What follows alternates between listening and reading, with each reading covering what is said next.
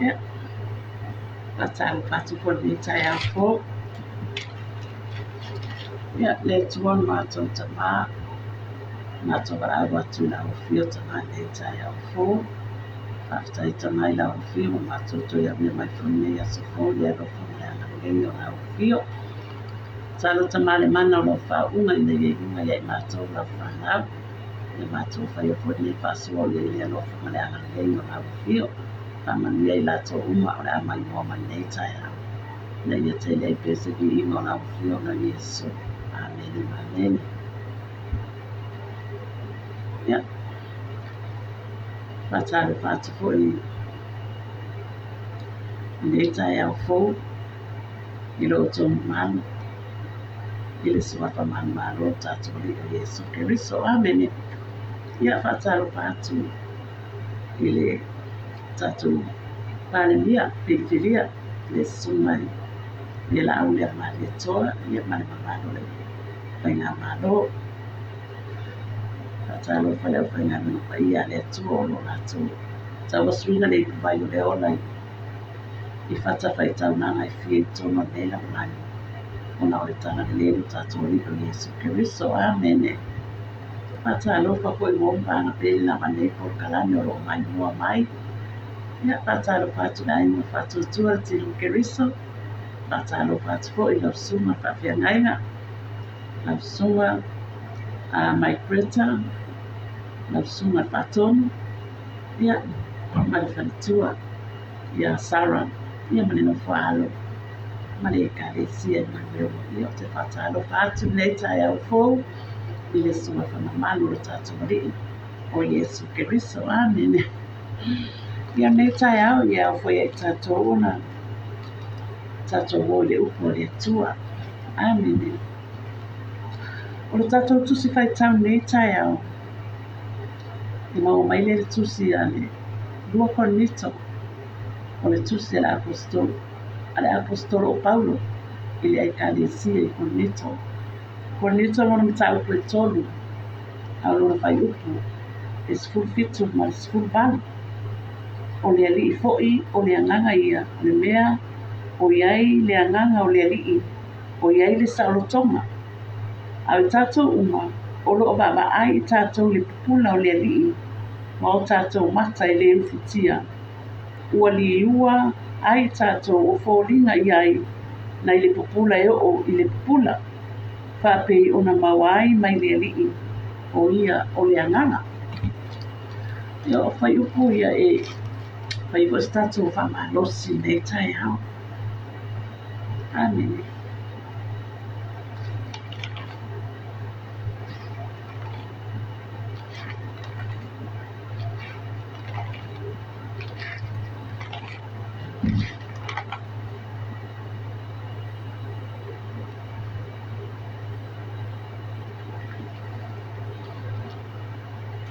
Le whai upu sifufitu.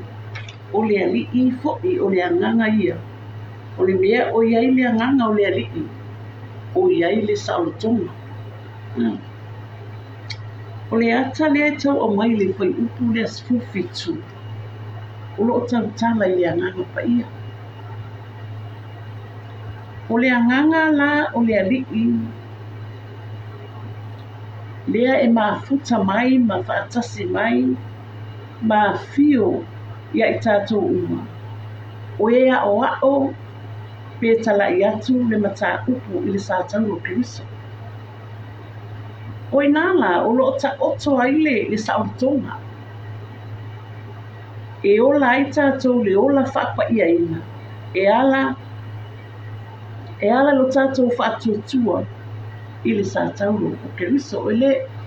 E tātou tele e le whape whai atu la o tala o le la autu loa o le sātau. Ai tātou te whaatuatua i a Yesu Keriso na whaasātaruina. O le alo o le atua na whaasātaruina i lunga o le sātau. O Yesu e tataila i ailo no tātou whaatuatua. I le ngalue mai o le anganga pa ia. O le atua i tono o tātou loto. Ma o tātou lo lama whapa i ina. Ami mai lea o le vangelia na Ioane. Mta o koe fitu tolu sumari. O le nei fo i le finangalo le tama. O le au awina mai au.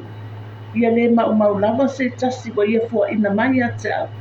A ia o toi whaatuwina o ia i le aso ngata ana. Mai o se tu mau se ia o le ngata ana. E wha o leina. Ioane walu tolu sumari onu. O le nei, pe atu sa o loto o tau e le atalii. Ona sa o loto wha mauni ai leo o tau.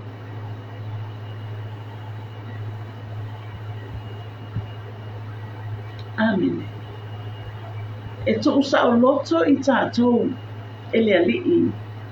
Pe a whai o tātou o tangata. E whapena ona tu mau alo tātou whātua tua. I lo tātou alii o Yesu Keriso. Awai leise tasi e mawhai ona tu sa o loto ina i tātou se ia vanga nā lea nganga pa ia o lea tua. Awa o lea nganga pa ia o lea tua.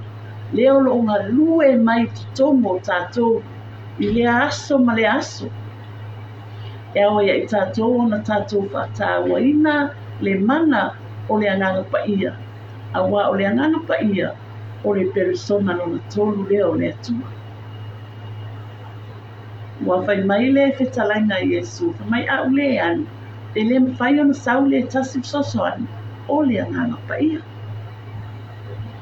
E mawhai lau na tu sa o loto i tātou.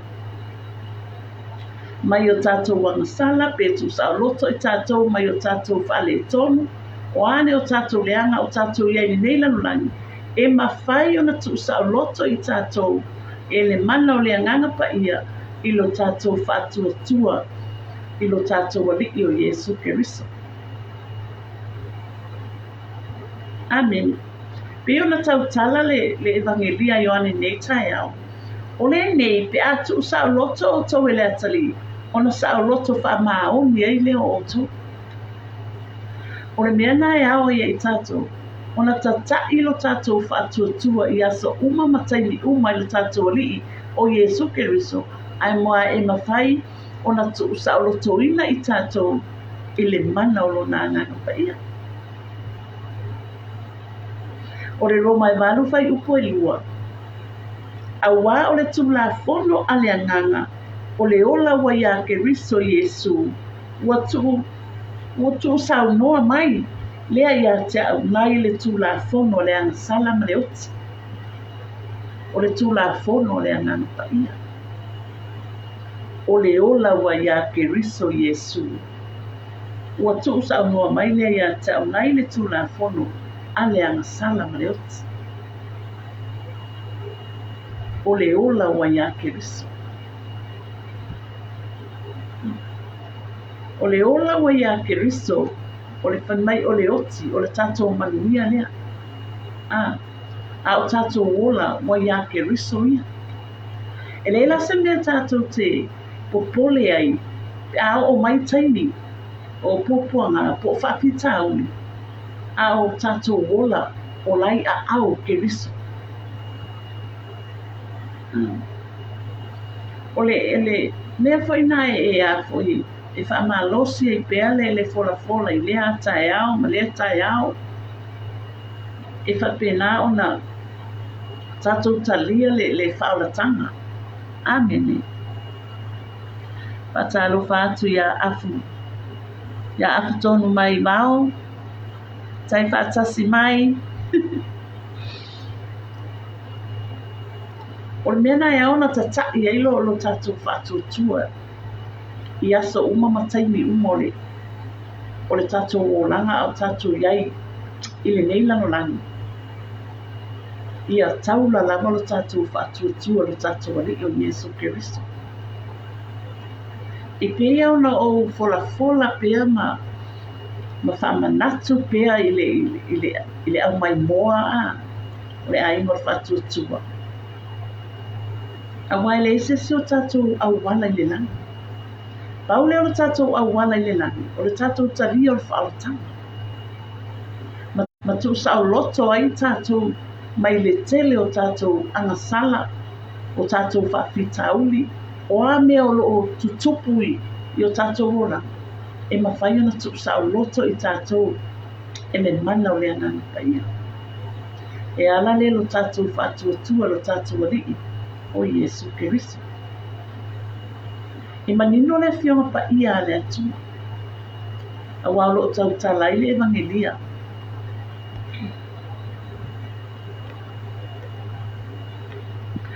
Whatalo whātui. I le whale tua la le leia ropeta, pele masina, tai whaatasi mai, whale tua. I peila o na tau amatu fo i nei tai ao. Ia tu mau lama lo tātou whātua tua. I lo tātou ali o Iesu Keriso. Pai mai le awhionga pa ia le atua le tusa a le evangelia Ioane. Nā e manino i nāne le whetalainga Iesu. O au nei o le ala upu moni ma le ona. E awatu pia e au ma whamanatu le upu a le atua ia i tātou le au mai moa mani.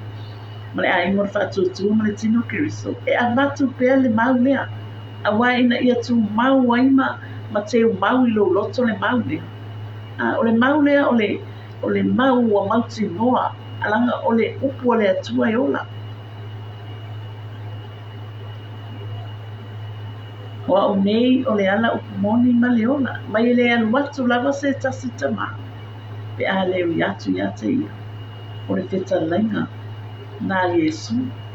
O le maula lea e tata i pia i ai o tātou mawhau a. A wai wha maoni le atua i lana upu. Amen. E wa e le se tangata le atua e tala pelo ai.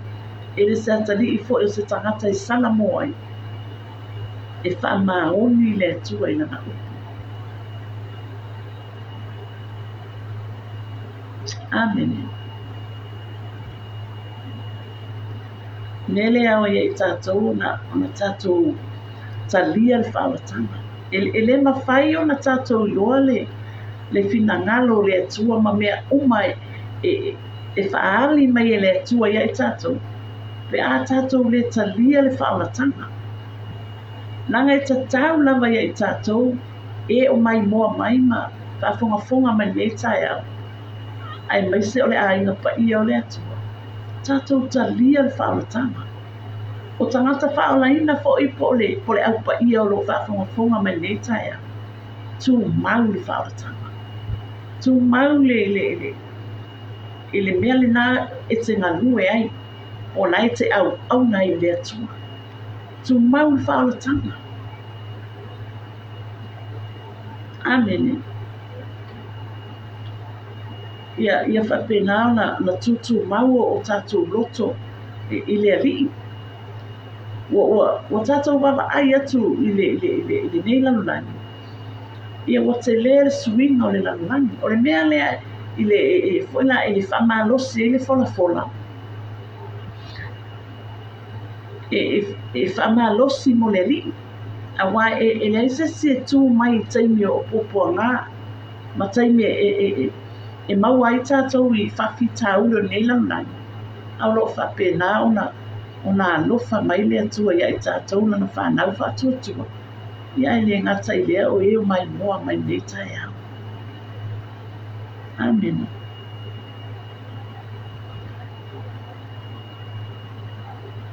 Ia, sa o le saunoanga afu, ia o le taulongo lava i le upu le atua, ia e tupu ai le whatuatua.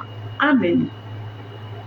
A wā o tātou foi, ia e whato a tātou whatuatua lava pe a tātou wa ai atu foi wa tutupu mai po ame wari ali mai. Ia o tātou whatuatua lea ai o le tātou o langa au auna i le atua. Amen. E tātou te ola whatuatua i le atua. A wā whai mai le fionga pa i a le atua. A le ese whatuatua e le fia mai le atua. Whaftai afu mo le teu whungala au matanga o fie, ia e whamawalunga i le vi inga o le atua nei tai au, vi ia tamā. Talo fala sunga fa fianga inga tia fau. Tai fa tasi mai. Ya. Ole tato wolanga au nana ile atua. E fa pena ona taula alo tato fa tutua. Ilo tato li o Yesu Kristo. Wa fa mai le fio pa ia tama. Olo sa ili mai le atua ia ilato umala mai tapua ia tu ia te ia. Ile anganga ma fa mauni. Amen.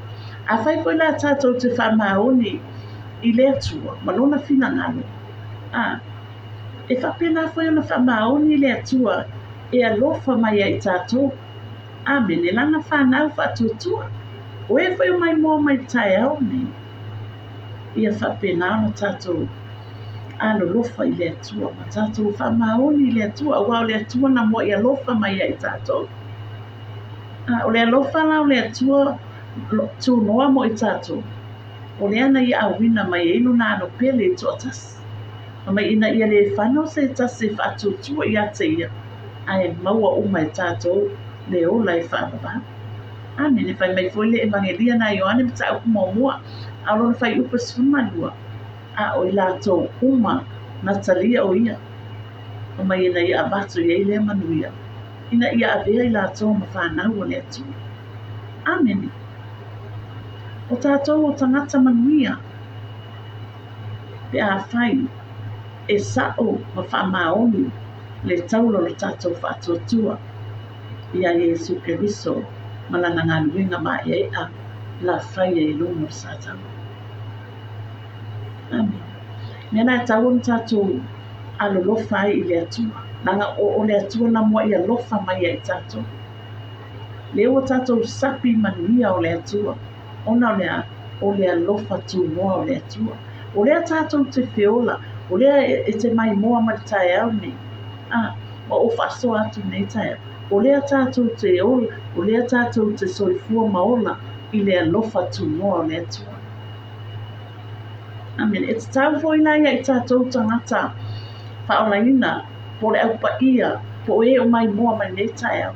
E tau foi on tātou whaia. Ngā ruenga le lei e di i ai le atua.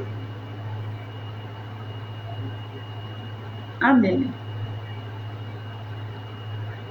O le taimi nei o le e te mai moa mai tae au. Ne o nei te maua le malosi. Maua le ola mai le atua. Taimi nei le e maua i tātou le mana maola mai le atua. E le nasi se taimi i tātou te toe whaatua ai pe tātou te toi whai e nini.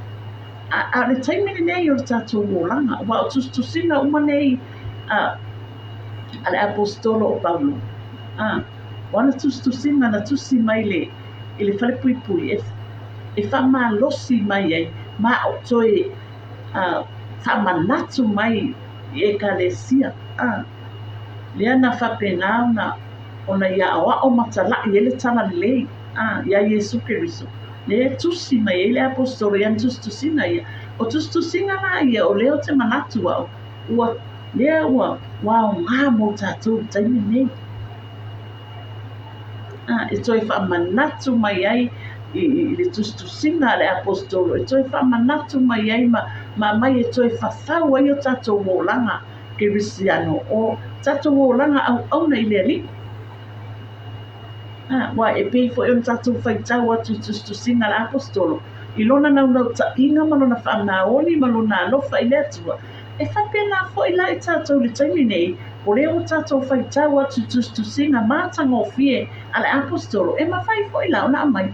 E whau ai o tātou tangata au nei le ali. Amen. Miana e whama losia ia le fola i le atae au ma le atae au. I le upua le atua. Amen. E whapenau na nui tawina i pēr lo tātou wola whatuatua. Lo tātou wola e tu mau i le atua. Awa o ia o le atua pa ia o le atua whaivavenga o le atua mamana o le atua le whaamalolonga. O le atua au mai ele malosi au mai le ola. O amea umana e maua e oe maa o le taimi nei, o mea umana vai fōa I mai e le atua, I lona alofa tūnoa. Nanga I le atu la fōa ina I tātou I le atua, I lea aso ma lea aso. Amen. Ai au fo ila ia I tātou. Ona tātou a vatu le whaafitai le atua I lea unoa. O le nganuenga ngā tātou e whai le au pa ia, o e mai moa mai lea, I le nei tai au. O le tātou nganuenga le nā e whai, o le ola whaafitai le atua. Whaafitai mea uma lava, wala e whai mele fionga pa ia tama. Tātou te whaafitai atu ia te ia, e ala I lona anu pele o Yesu Keriso.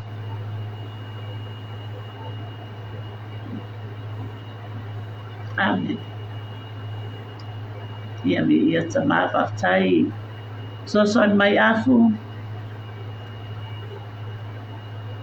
whaafitai ro peta whaatasi mai. Ia. O le tātou whaasoa foi nā ia po le upu foi nā le atua e taita ina I o tātou. Le tātou sāmalinga ni nei aso fō. Amen. A wai takitongu foi I o le a tātou ta ape atu fo nei aso I au mga nuenga. O tiu te foi mawhaiva ia ai le ngata I lea I o na yuso fo I o lo. O atu fo I le amatu a lato whanaui ia o onga I lea aso ma le aso. E ono fuanga fo I tumu ai tangata ma ia au I nā fo I. Ia e whape ngā fo I o na whaalia ai lo tangata Kerisia na moni lama. O lo tumu oe I lea nganga o lea tua wa oe o le tangata whaona ina. E te ala tu mare manongi o le ola. E whaona ina ai anganga o I la tau foi. O lo o mana o mia le sosoani, mana o mia le upu o le atua. Ai alu atu la o le afine ma le atali o le atua. O la e tumu I le anganga. E whapena ona manuia I se anganga. Whatalo whaatui. Se o so pelele o pule iala leo te vai atu le whaatasi mai. Se fua manuia pule iala. Ia.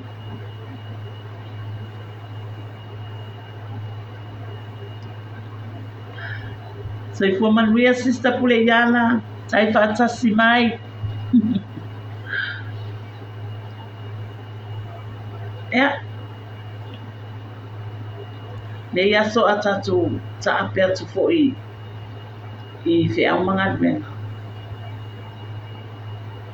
Ia, tautua ngā a tātou wāmio, tautua ngā o loo e alu ma le suafu o tātou waliko Yesu Keriso le aupa ia le whafonga me nei tai au. Ia I mai soi lātou umala mo lo whafonga mai ma mai moa mai. Ia e mauti noa o lo e alu ma tau ame le suafu o tātou waliko Yesu Keriso.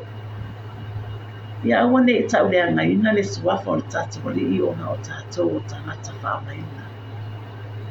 Ia whapena o la tātou si tia mawalunga le suafu o Yesu. Awa o le suafa na o loo leo leo ina I tātou I lea aso ma le aso I una awa lofa. Nei aso fōu ia tātou wōfo I ma le atua. Sa wawale ma le atua. O le whamalosi ia I whapena o na whamalosi atu. E whamasani ma le atua. Pamasani ma le atua e manuia ai ia mea uma lava tātou te whaia o tātou iai fo I nei lanu. Ia iai lea lofa o le atua iai tātou. Ia, o I lātou uma fo I o loo mai moa ma nei tai au ia whamasani ma le atua. O le fola ia ia e whamaros. A whai ele, o e mai moa mai tai au ni e le italia le whaolatanga. Talia le whaolatanga. Talia Yesu Keriso e whai mali i whaola i o tātou anana. Ona tātou sau whanahane e ona e whaola. Ea, manu te leina li nei aso. I le alofa ma le anga le lei o le atua. Le atua le mātou tamā. Wa i ufo i whasoa na whanau e tai au. Ia tamā, whaftai la upu o mai au au. Ma o ai ma whaatonu ma whaapoto ai mātou lau whanau. Whaftai tamai lau whaunga mana i unga i atai mātou. Kong whai e iona mātou whasoa lau. Ia ai tele ma tele e sipi inga o lau whio na Yesu. Amen, amen. Ea ua iona whasoa alau au na nei tai au. Ia e mori atu le angana whaftai. Whaftai le uso ia afutonu mai mau. Ia whaftai le sunga le whawhiangainga ia tia whau. Ia whaftai po i le uso pele lava ia ropeta. Tai mafuta mai nei tai au. Pamalia ata mai i le o atu fo i ia watuna i whanau ia o onga nei aso ia whaftai fo i le uso ia pule iala. Whaftai pule iala mafuta mai, whaftai tatalo. Pamalia le atua i fuafuanga umalawa nei aso. O i la tofu ina mai moa mai nei tai au. Whamanuia le atua ia te oto umalawa. Whaftai i loto mafuta mai, ma whaatasi mai, ma lango mai. Ua maualunga i le vi inga o le atua o no loto whaatasi mai nei tai au.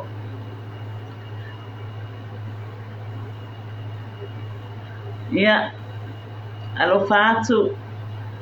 Lo whaatu pule ialam, lo whaatu peta. Ia lo whaatu fo i le uso ia afutonu mai vau. Lo whaatu le sunga le whawhiangainga ia tia whau. Ia mai lato umalawa la mai moa mai nei tai au. Alofa te le atu ia te outou. Manu te le ina nei aso le alofa ma le anga lei o le atua. Soifua.